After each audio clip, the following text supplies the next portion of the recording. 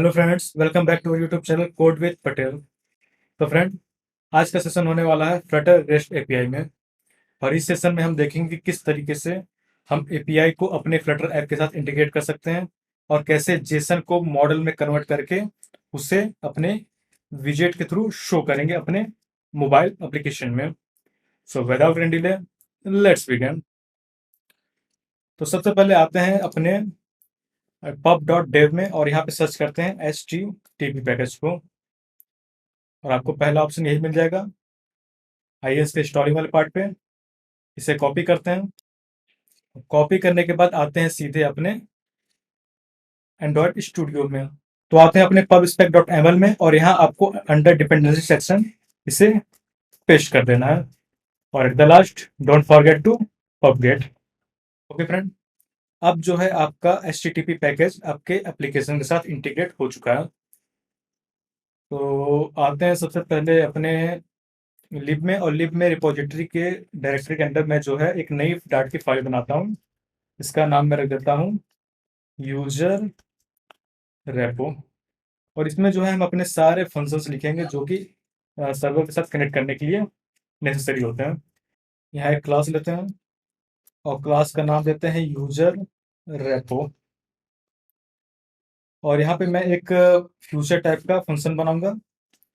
तो फ्यूचर लेते हैं, इसका टाइप देते हैं void और नाम देता हूँ गेट यूजर। और ये फंक्शन जो आपका असिंग टाइप का होगा, ठीक है। तो आप जब भी एपीआई के थ्रू कोई भी काम कर रहे हो तो मैं रिकमेंड करूंगा कि आप ट्राई कैच के अंदर ही वो काम करें, ताकि जो है कोई भी अगर एरर वगैरह आए तो इजीली आपको थ्रो कर पाए।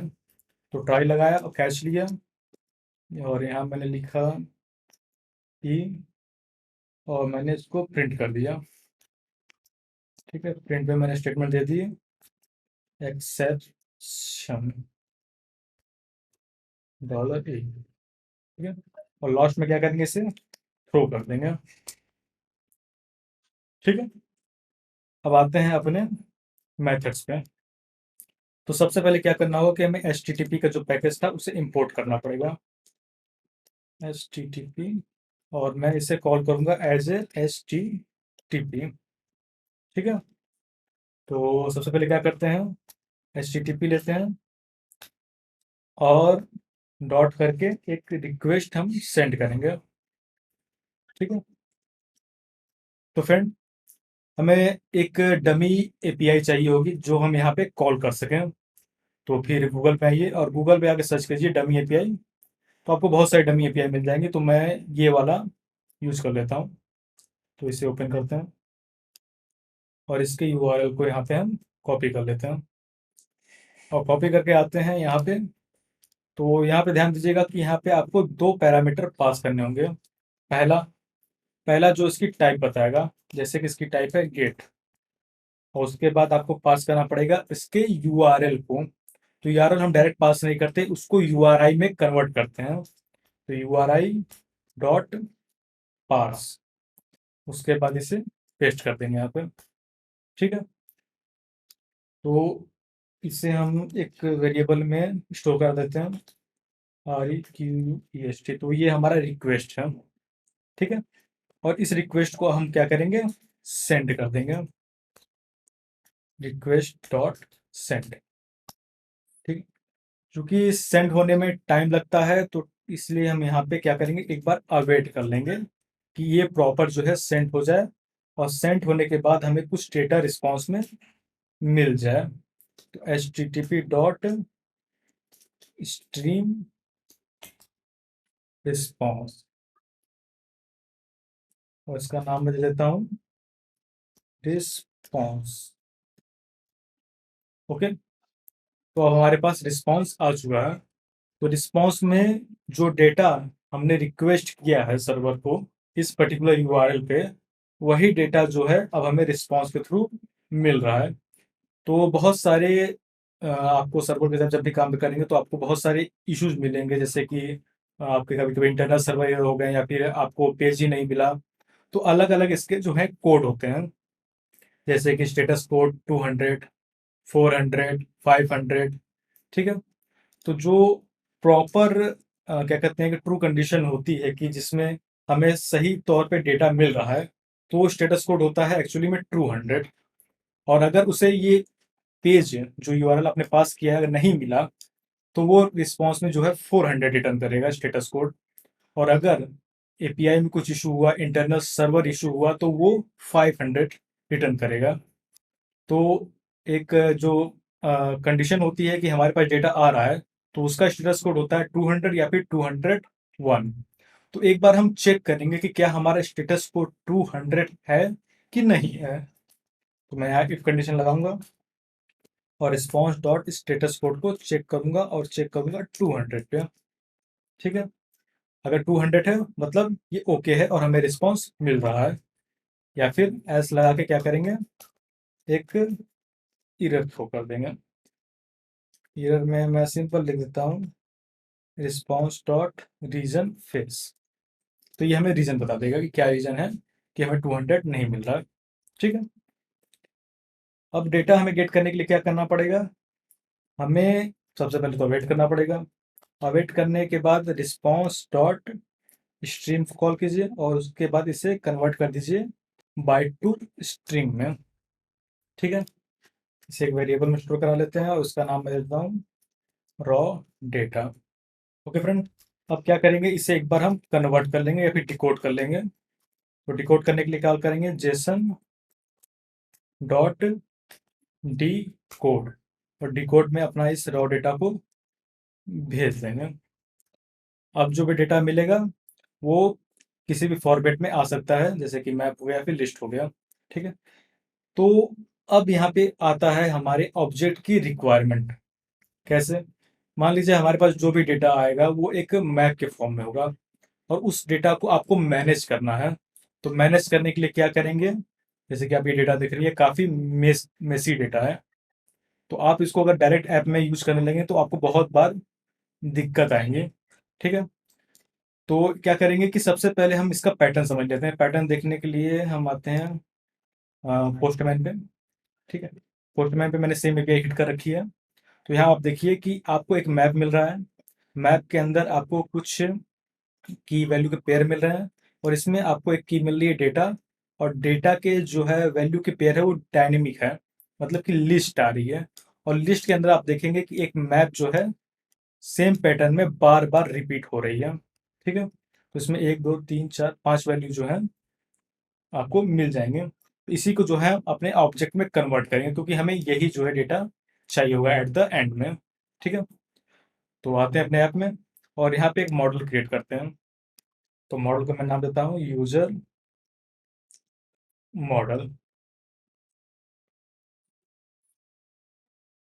तो एक क्लास लेते हैं, क्लास में नाम देता हूँ यूजर मॉडल। इसकी आईडी चाहिए होगी तो आईडी के लिए इंटीजर लेते हैं। उसके बाद स्ट्रिंग टाइप में इसका ईमेल ले लेते हैं। उसके बाद स्ट्रिंग टाइप में इसका फर्स्ट नेम ले लेते हैं, फिर लास्ट नेम लेते हैं और स्ट्रिंग में अवतार लेते हैं। ठीक है, अब हमें इसका एक कंस्ट्रक्टर बनाना होगा। तो जनरेटर को भी उससे बना लेते हैं जल्दी से। और इन सभी वैल्यू को हम ऑप्शनल कर देते हैं ताकि हमें समझने में आसानी हो कि जब भी हम इसे कॉल करें हमें इसका नाम भी मिल जाए। चूंकि नल सेफ्टी वगैरह प्रॉपर हो चुका है तो रिक्वायर्ड देना पड़ेगा आपको। ठीक है, ओके, तो ये आपका कंस्ट्रक्टर तैयार हो चुका है। अब क्या करेंगे, हम उस कोड को लिखेंगे जिसके थ्रू हमें कन्वर्ट करना होगा जेसन को मॉडल में या फिर कहें ऑब्जेक्ट में। ठीक है, तो सबसे पहले लिखिए फैक्ट्री। फैक्ट्री के बाद अपने क्लास का नाम लिखिए और इसमें जो है आप लिखिए फ्रॉम जेसन। ठीक है, और जेसन में हम जो भी वैल्यू लेंगे वो मैप टाइप की होगी। और मैप टाइप में भी किस टाइप में होगा डिफाइन कर दीजिए इसे। एक तो स्ट्रिंग और दूसरा डायनेमिक। जो की वैल्यू की पेयर होती है आपकी स्ट्रिंग होगी पहली और दूसरी जो है डायनेमिक होगी। तो मैं इसका नाम देता हूँ जेसन। और ये रिटर्न करेगा, ये भी जब भी फंक्शन रिटर्न करेगा वो होगा एक जेसन मॉडल। ठीक है। अब क्या करेंगे कि इस यूजर मॉडल कंस्ट्रक्टर के थ्रू जो है ये जो जेसन की डेटा आ रहा है इसमें इनिशियलाइज कर देंगे। तो इनिशियलाइज करने के लिए क्या करेंगे कि जेसन लिखेंगे और बड़ा ब्रैकेट लगाएंगे और इसमें जो है उस वैल्यू के की को जो है पास कर देंगे। जैसे यहाँ पे आईडी है, आईडी पास कर दिया। और ध्यान रखिएगा कि नेमिंग कन्वर्जन सेम होना चाहिए, वरना ये आपको एरर थ्रो कर देगा। ठीक है। तो मैं डायरेक्ट कॉपी पेस्ट कर लेता हूँ ताकि उससे कोई मिस्टेक ना हो जाए।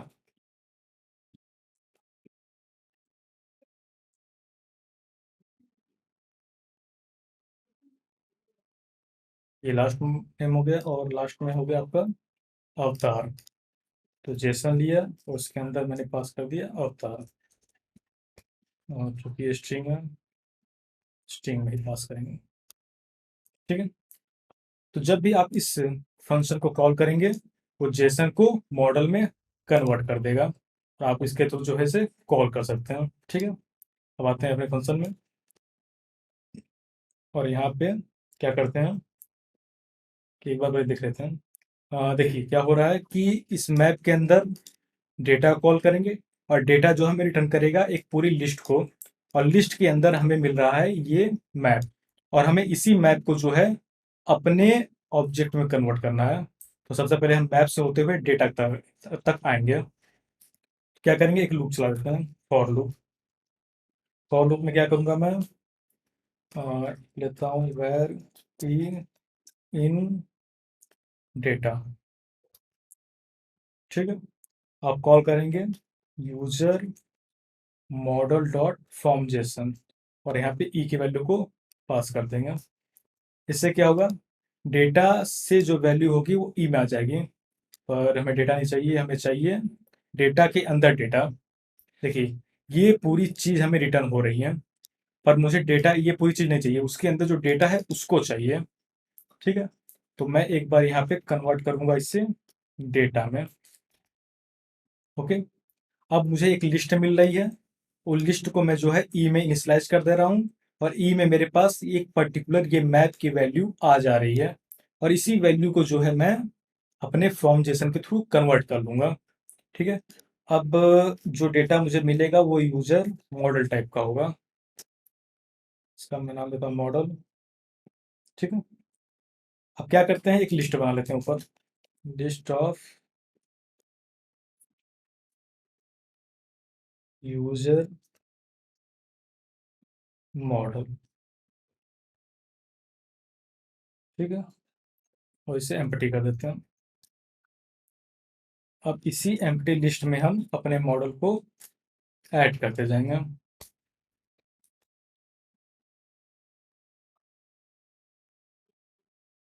ओके।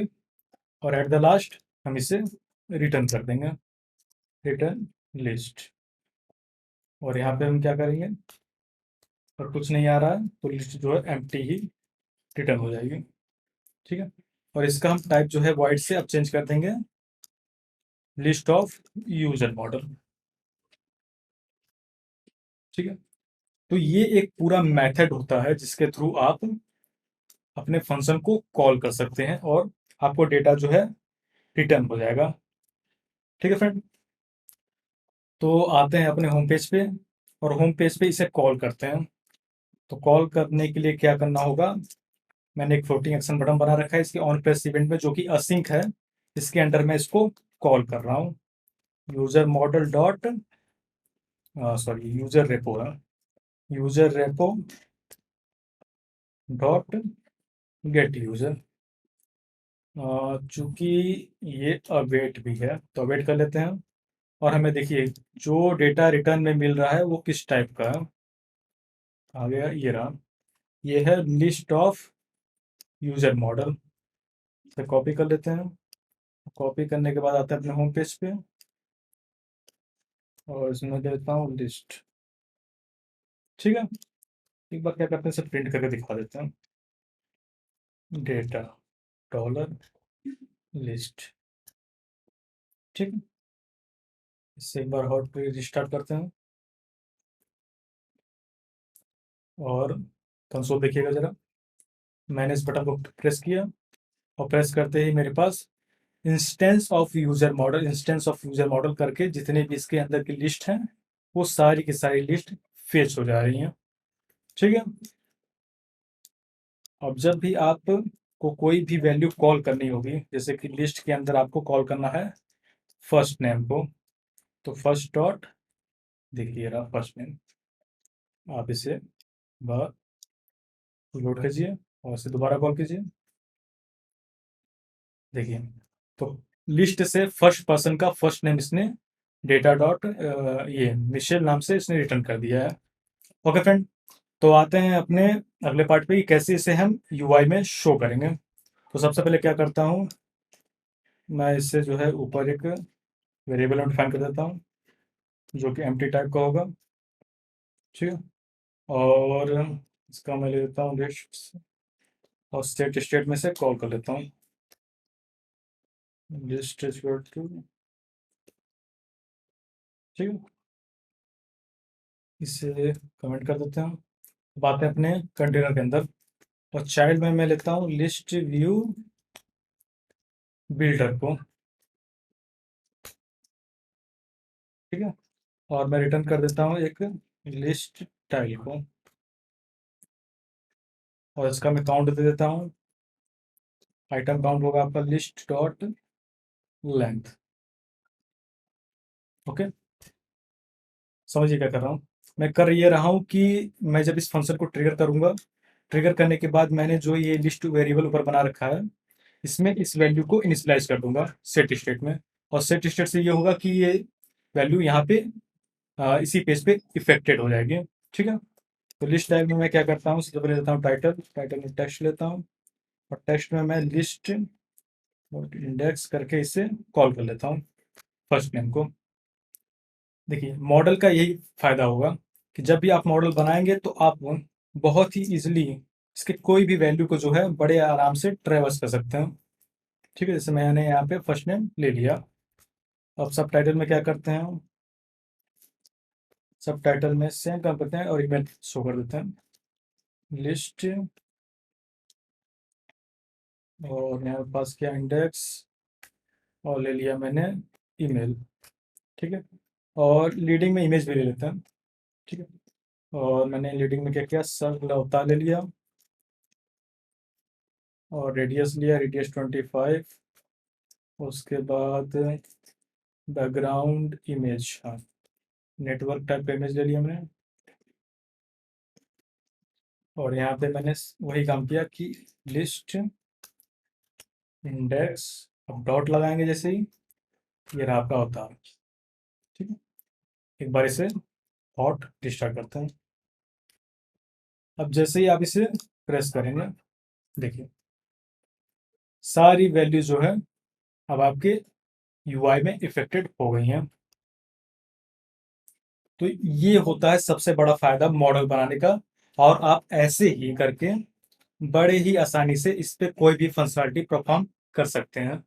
ओके फ्रेंड, अपने आने वाली वीडियो में हम देखेंगे किस तरीके से हम क्रूड ऑपरेशन को परफॉर्म कर सकते हैं और कैसे इसे जो है अपने ऐप में इंटीग्रेट करेंगे। ठीक है, so I hope you understand. Please like our video and subscribe our channel and press the bell icon for the latest update. Thank you.